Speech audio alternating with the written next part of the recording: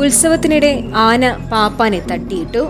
ചെർപ്പുളശ്ശേരി രാജശേഖരൻ എന്ന ആനയാണ് ഉത്സവ സമയത്ത് ഒന്നാം പാപ്പാനായ അശോകനെ തട്ടിയിട്ടത്.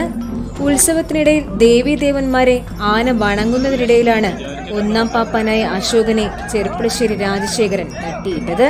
രണ്ടാം പാപ്പാൻ ഉടനെ തന്നെ ആനയെ തോട്ടിക്കൊണ്ട് തടഞ്ഞതിനാൽ വേറെ അപകടമൊന്നും ഉണ്ടായില്ല. വർഷങ്ങളോളം ഈ ആനയുടെ പാപ്പാനായിരുന്നു അശോകൻ. പൊതുവെ ശാന്ത സ്വഭാവക്കാരനാണ് ചെർപ്പുളശ്ശേരി രാജശേഖരൻ എന്ന കൊമ്പൻ.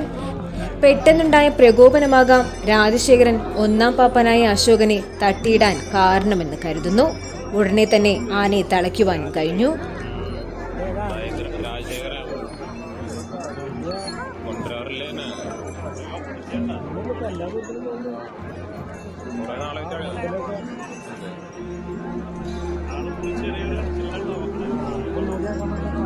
ക്ലിയർ ആയില്ലേട്ടാ.